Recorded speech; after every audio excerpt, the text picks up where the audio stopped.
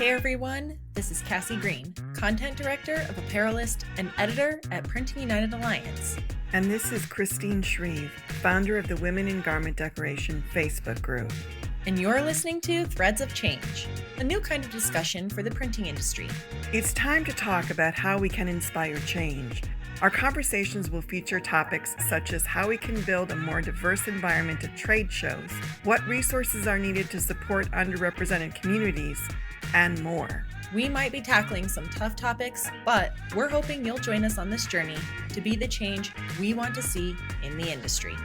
Come along with us. The next episode starts right now. Welcome to Threads of Change, all you printers, PPDs, salespeople, suppliers of the industry.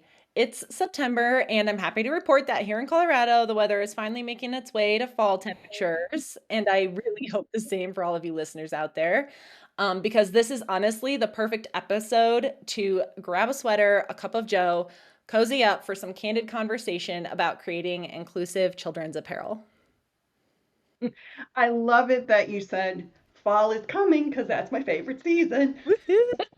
And I am so excited that we have as our guest today, Jeff Bender of Lion+Owl. And the reason that I am so excited he's here, among other things, is that he has this amazing company that has created this wonderful clothing for kids that is sensory friendly, that wearing it is a fun and confidence boosting experience. And so the first thing I want to know, Jeff, please, is can you tell us how Lion+Owl came to be? What's your history? Sure. First, thanks for having me. I appreciate it. I always like a good conversation. So really, the most basic thing about it is that I'm a dad.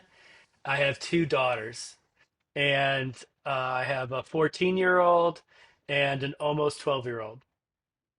And the name Lion and Owl is actually my kids. Their nicknames when they were born were Lion and Owl. And, growing up, we would find stuffed lions or stuffed owls or little owl statues and things like that. And so when this idea came to name it, it's funny because the first name I had came back from market research as being too fancy. And so they said, you need to change it because it sounds like it's formal wear for kids. And and so I was like, oh man, what am I gonna do? Like this was the name. And eventually, uh, that light bulb moment happened while I was in the shower, like all of our wonderful ideas. And I'm Oh, like, I have a Lion and Owl. Like this company is for my kids. How perfect is that? And so that's where the name came from. And the history behind it really was my youngest is transgender, and we couldn't find clothes that made her feel comfortable, confident, and brave in. And my oldest dresses like a basketball player, like baggy gym shorts and sweatpants and big cute hoodies and flat brim hats. And so like I had these two kids that really weren't fitting into any department store mold of apparel. And that bothered me. And so I saw a problem, and I felt like there was an opportunity for me to launch what would be a comfort inclusivity brand first, um, I love that. and a safe space for kids to wear what makes them feel good. Well, I have to say, whoever came up with the little blurb on your Our Story page, I identified with that so much. And I'm an owl. So, because you described like Yeah, the yeah, traits of the lion and the owl, and I'm like, I am so an owl. yeah. But that's a sign of good marketing to me. I read it and I went, oh, I get that. I Mhm. understand that. So well done, you. I just had to throw that in Um, there. I have to. Yeah, we have. I have to shout out the team, my friends that have helped me. Like, I'm a one person show, you know, like this. It's me, but I have had so much help along the way, whether it's our manufacturer, uh, our designer Claire, my best friend in the whole world Lexi, who literally built the website from scratch and watching YouTube videos. Like we didn't know how to code, and we just watched YouTube videos to learn how to make a website. And like the compliment we get most often from industry professionals like you guys Mhm. is they all say, "Wow, your website is gorgeous." It is. And Yeah. so It is. that you know, so a huge shout out to all of my that circle that I have that really did so much work for me for free. So, I love that. The power of community. Yeah. That's so oh important. yeah. Yep. Yeah, so talking a little bit more about that, Jeff. Obviously, you talk about the driving force behind this brand being, you're a dad. You have these children who weren't fitting in the mold, as most kids don't. And in all of these things. So, how did that play into how you design your clothing? I mean, talk to me a little bit about the design features because this is something that really strikes me. My son has a Lion+Owl shirt, and he literally wore it every Mm. single day when we were on vacation at Universal Studios because of this tag that is on it. So I want you to kind of talk about the features, but like talk about the features, but why you include them. Yeah.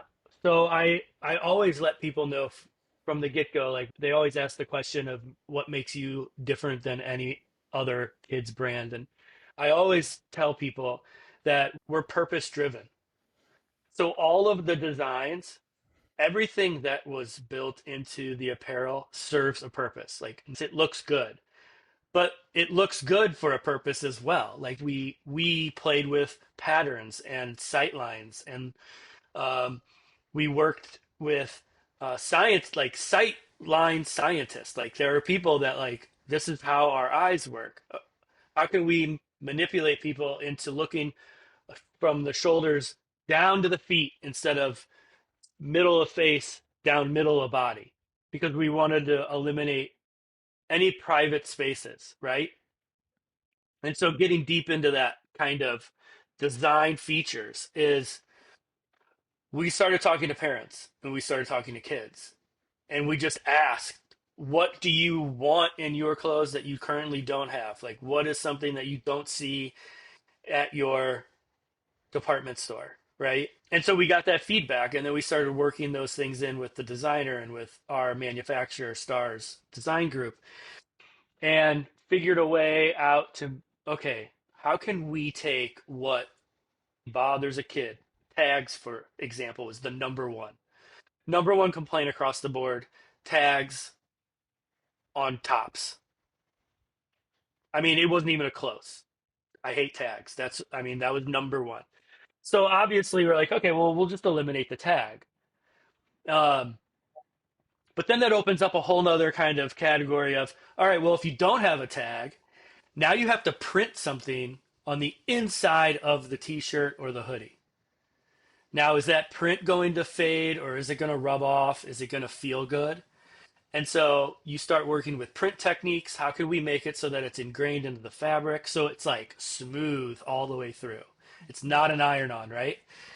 Then we looked at the neckline, and a lot of kids would be bothered by a really poor quality sewed neckline. It would be itchy and scratchy. And so we looked at how could we fix that? Okay, well, we created a new neckline that we actually have cotton sewed into the top of the t-shirt that actually serves as like a buffer. It's almost like a cushioned kind of neckline now. Okay, well, we've eliminated that. Well, what's next? Okay, my kids fidget. Then we started talking to parents who have kids who are neurodivergent or have sensitivity issues, right? And what we found is that, like, okay, how can we suit them? Um, and then we found, you know what? All kids really could benefit from all of these things. So the tag, like you said, Cassie, the sensory tag that we have sewn into the bottom of our tops. It's sewn in so that they could rub with their fingers in case they get nervous before a test, or if they're in a high stress situation like lunch on that first day of school where you might not know anyone. And I know my kids are in teams, so sometimes your friends aren't in your team, and you worry about, who am I going to sit with, who am I going to be with in my science or math class. So it's this sewed in tag that you can rub, and it's resistant. It's never going to fade away or break or come off the garment. And then we have uh, stamps, these rubber stamps they can rub on the sleeves, positive messaging inside, because obviously building these products, we create the products, we create these apparel, these pieces of clothes that kids can put on in the morning. And the last thing they see putting on leggings or joggers or a hoodie is "be brave." And we give those kids the opportunity to be themselves, to be exactly themselves through the clothes that they wear. And we let them just go about and be, part of the world, and be who they want to be. And there's like, I could go on. I mean, there's 25 different features of each piece of clothing that details on, oh, well, we have, why'd you pick the patterns? Oh, to hide developing tops for girls who may be going through puberty. Um, so we use wavy lines to camouflage development, to add privacy. We add extra fleece and extra bagginess and extra length so that the kids can wear them for more than one season. They're super durable. I mean, like, all of those things go into it. So Mhm. we are head and shoulders above any other kids apparel company out there. We just are. I love it. I love it. Well, I have to say, as someone who hit puberty with a vengeance at 10, I would have loved a top that camouflaged my chest. I mean, because when you're 10, you don't know how to deal with that. But anyway, side No, note, yeah. but I do want to talk about this because I spent some time on your website and I was looking at, there's the shirts that say this shirt is gender neutral, there's the whole be brave, be you, and all that. And I have to assume some of that is because you are raising your child who's transgender and the world isn't always kind. So I wanted to ask a little bit, what has your journey been like with that? Oof. I mean, it's never been difficult for my wife and I to love our child and Well, of course not. let them be exactly who they want to be. And so, we have a strong base and a strong community, and our school is Mhm. supportive. But I would be lying if I didn't say that living in a red state is absolutely brutal for us. And Mm. if we had the opportunity to move, we would move. I think we're getting close to the point where we might be forced to, anyways. But, you know, she's amazing and she gave me purpose. And I accept the responsibility of being an ally and making sure that I can do whatever I can do to make kids and families like ours better and safer, and feel seen. So I love it's that. advocacy work that I enjoy doing. I just try and do the best I can. Well, what I love though, and I just want to say this because I think it's important, is that you not only saw your child and tried to make things better, but you saw a lot of other children and started a company to make things better for them too. And I think Thank you. that's really, really important because I think most parents would do the former. I don't know that all of them would do the latter. And I think that's we're saying that, we all have, there are all little bits of good that we can do in the world, and some of us are doing bigger good than others. Thank you. I mean, I You did. know? It was funny, like, during the beginning stages of the company, someone had mentioned to me, like, "Oh, you should write a book about, for marketing purposes, right? Like, to help market the Mhm. clothes." And it actually turned into like, oh, well, I actually wrote two books at the same time. Mhm. And one, which was supposed to be the marketing book, and the title of that book is Apparel Has No Gender. Hence, that was going to be what we used for marketing. And it actually Right. turned into this book about raising a transgender child, which led me to traveling all over the United States and talking to community groups and churches and synagogues Wow. and community centers and grandparents and parents wanting to learn more about how can we be better advocates, how can we be better supporters of LGBTQ kids and families like that. And it was, I mean, what was going to be marketing? NPR named it one of the year's best books in 2024. Wow. So it's That's like, amazing. oh my God, this idea of like, oh, we'll use this for marketing actually turned into this almost, it's like a guidebook that Mhm. parents and grandparents and even schools have used to learn more about the definitions and what things mean in a very easy, Mhm. short read kind of thing. And so I have seen the response, which has been amazing. And there are plenty more people who support us than those that don't. It just so happens that those who don't tend to be a little bit louder is all. Yeah. Yep, that's sad, but I just love that you never know the impact you're going to have. It's just Yeah. one small little thing. It's, you drop the rock in the pond and the ripples go on forever. So, and that's my Yep. moment of Zen for the day. I like it. So originally, Jeff, I was kind of going to ask you to elaborate a little bit on the challenges, of raising a transgender child and launching an apparel line. But you know what? I let's talk about the this amazing opportunity that you seized and you took, because I think what Christine said is really impactful. You didn't just take this opportunity. You didn't look at it as like this negative thing in your life. You looked at it as like, I'm going to take this opportunity to change the world for my child. And in doing so, change the world for all of these other children. And so I kind of want to talk a little bit more about that. What was that process like when you went through in your head, okay, hey, look, rather than look at this as a challenge, I'm going to look at this as an opportunity. And then going and launching an apparel line. Like, what was going through your head? Uh, oh my God. I mean, I think I was so hyper focused on this idea of um, leggings for my kid. I mean, that was really it. It all that light bulb moment was one day looking at my daughter in leggings and saying, there's got to be better leggings out there. Like Mhm. that was it. And so I think at that moment I was really just hyper focused on how can I create something to make my kid feel more comfortable and safer in. Yeah.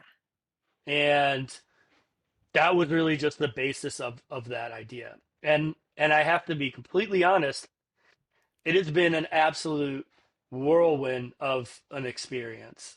Yeah. Um, I have not really had a ton of time to like kind of sit back and wonder about all of this because it happened so quickly.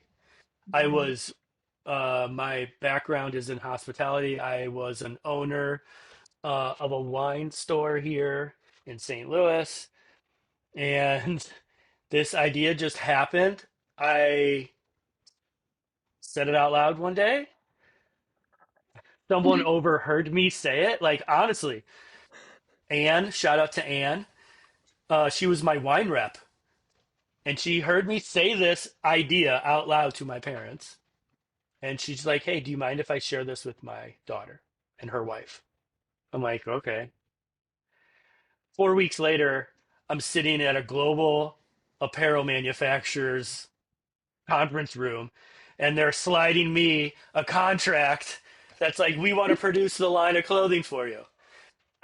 It was like that was I mean, that was it. I don't know how to sew. I don't know how to make clothes. Um, and then all of a sudden I'm like, okay, here I am. And I looked at it as, wow, what a great opportunity I have to not just make clothes, but to really throw myself into making my kids' world a better place. And I think it all comes down to that kind of time in your life. Like, where are you emotionally? Where are you mentally, physically? What are you doing? And it just, for me, it was that perfect moment, the perfect timing of I'm looking for something, and that something found me, and I ran with it. And so it's been quite an adventure these last, you know, 2.5 years. I mean, we only launched 1 year ago, last August. Whew. It's been 1 year since we had closed on our website. Yay! Congrats, So by the Happy yeah. anniversary. Yeah, so we made it 1 year. So like in the last 2.5 years, we designed an entire line of clothing, wrote 2 books, started a nonprofit. Um, Woo. you know, yeah, book tours, festivals, all kinds of cool stuff. And we're not stopping, we're trying to do more. We have a second line like designed already. But we just need to, you know, we need to get to a point where we can start kind of really moving some products and getting some really great attention that equals sales, just like Mhm. any business is, trying to find that sweet spot. I love it. Well, I want to talk about something, and this is not a question on our list. So we knew I was going to do this at some point. But you said something that I thought was really interesting. And I know from experience that there are a lot of decorators, promo products people out there who get scared about big opportunities, who get scared about trying something new because it's big and it's scary. So I just want to ask you, what did you tell yourself, or how did you get in the mindset to go, okay, there's this big huge opportunity and I don't quite know how to do it, but I'm going to do it anyway? Is it just a belief in yourself? Do you have self-talk? What do you do? Be a guru, Jeff. Be a guru. Yeah. So yeah, well, this is funny, but I wasn't told all the details ahead of time. Let's just meeting with a manufacturer, right?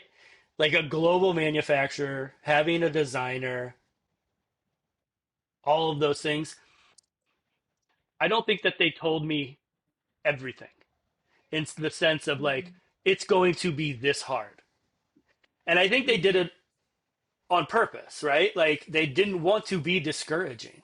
And so without that knowledge of knowing exactly how difficult it would be, I never really thought to myself like from day one, I always like, oh, we're gonna sell out. How hard can it be? Right?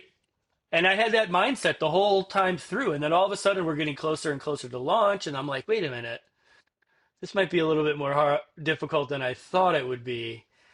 And then I go and I look at everyone and I'm like, why didn't you guys tell me that I needed to raise this much money? Why didn't you tell me that advertising was $15,000 a month? Like all right.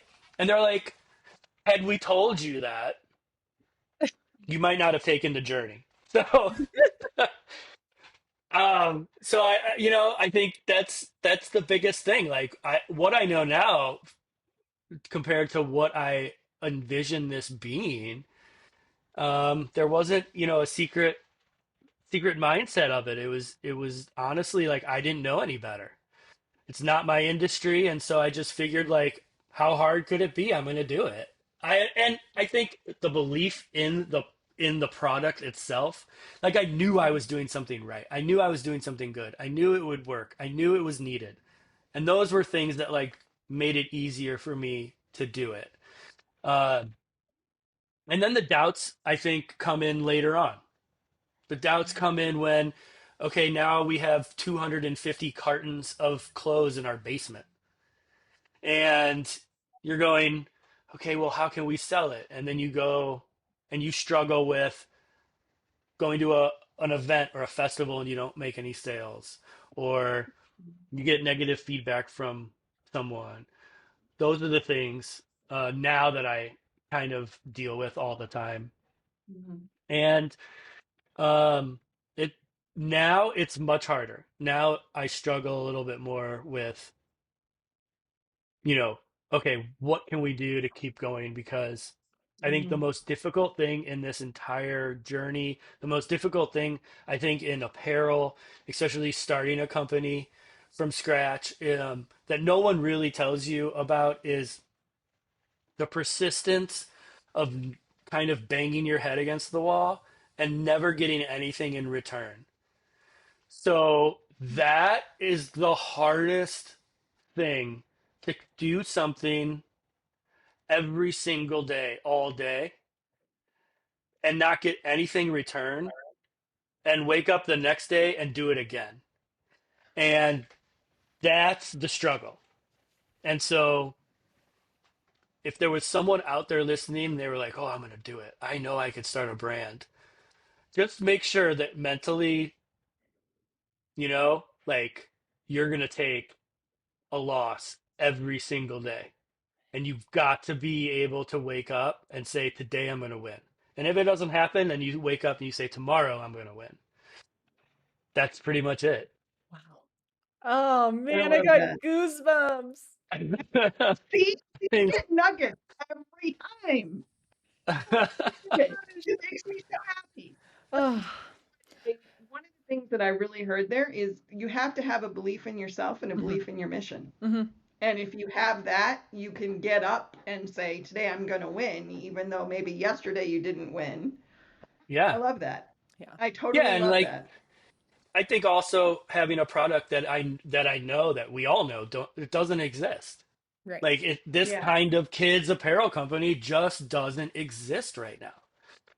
And And you know so, what's really funny is in like 5 or 8 years from now, there's going to be like 14 copycats going, well, he right. did it. Yeah. Yeah. I hope. Yeah. I mean, that's the idea behind like the All Kids Plus logo. Yeah. That's like Yeah. that whole thing is All Kids Plus. The idea behind that is, let's make it so that any kind of kids brand, if they are inclusive and sensory friendly, let's have them use that All Kids Plus label so that parents know, hey, if it's an All Kids Plus clothing company, I know that they make clothes for the right reasons, right? Hmm. I love that. Instead of just mass produced. Yeah. Well, Well, your messaging is amazing. yeah. So, Speaking of that a little bit, Jeff, where do you then really see Lion and Owl in like 5, 6, 7 years? I mean, talking about that mission and that growth and the getting up and the doing the grind and all the things. I mean, Yeah. what is your hope for this mission? Well, I mean, you have to have, I think, some like crazy, it like big goals, like lotto goals. yeah. Like, oh, if Yeah. we won the Powerball, this is what I'm gonna do. And I think those kind of goals, they do motivate you because it's fun to daydream about that. And then you have your like more realistic goals, like the ones that you're driving towards. And so like for Lion and Owl, I mean, to have like a flagship store at downtown Disney in California, Yeah. like with Disney characters, like inclusive, sensory friendly Disney Lion and Owl stuff, like in a shop, like would be lotto goal. Um, Regular goal, you know, continue to grow and continue to make strides into putting our clothes into retailers, into kids' boutiques. I think that's where the key is for our growth is going to be finding partners that have a boutique in really cool places and who believe in the message and who believe in you know providing really comfortable clothes for kids. So I never see Lion and Owl as being this brand that's it's not going to be an Amazon like Mhm. department store type thing. It's going to be this niche, you know, very cool, unique kind of thing, but it needs to just get to the coasts. It needs to get to like Mhm. Colorado and then into California and New York and like that area, and that's kind of like where we're pushing and trying to figure out a way to get to that spot. And then we have all kinds of cool stuff like we have athletic wear that we've already designed for kids who Yeah. play sports that Yeah. want comfortable things. We've already designed a full line of underwear and bras because my oldest is like, "Oh my God, why are they so uncomfortable?" And like, why don't we Yeah. have a soft, seamless, tagless bra that like 11, 12-year-olds can wear? So Thank like we you. have all of those I things want in one of place those. and they're designed and they're all ready to go. Like I had a mom reach out to me this morning. Oh my God, I saw you on TV. Like I love everything you're doing, but I have a kid that will only wear his socks inside out because the seam inside bothers his toes. Will you make socks that are seamless like all of your other clothes? So like I mean there's all of those Mhm. things. Like all of that's all part of that 5 year, 10 year goal is to Yes. just let's have all of these clothes made in the style of Lion+Owl. Yeah. I love that. Well, it also sounds too, because you were talking about the All Kids Plus thing, that you're hoping that there will eventually be a community of companies that are all in their own way making comfortable, sensory friendly clothes for kids. 100%. So, Like hopefully, there's a let's hope that there's a sensory friendly company that's going to make formal wear or swimwear. Um, yeah. like we can't make everything and there are specialty items that do it. And I mean, that's the idea is that there's this going to be this community and it gives the parents the tools to figure out, hey, if it's an all kids plus brand, I don't have to worry about it being boy or a girl. I just have to Mhm. worry if my kid likes it. And when you're talking about 5 to 12-year-olds, it, it doesn't really matter. I mean, they're essentially the same body from 5 to 12. And so you can get away with having just clothes and base their decisions on I like that color or I like that design. Like that's it. And Right. you know, it's everyone's had a story probably close to it, but like I think back a long time ago when I had my oldest, she got a boy's winter coat one time I remember, and it was blue, like a blue winter coat, but bought in the boys section. And she was super excited to wear it. And my oldest is very like even keel. Like when she gets her a present, it's like, oh, thanks. Aren't you excited?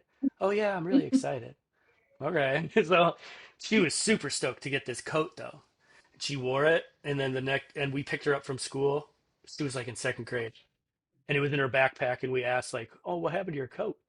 You were so excited." She's like, "Yeah, a boy told me on the playground that it was a boy's coat." And she never wore it again. And like that stuck with me.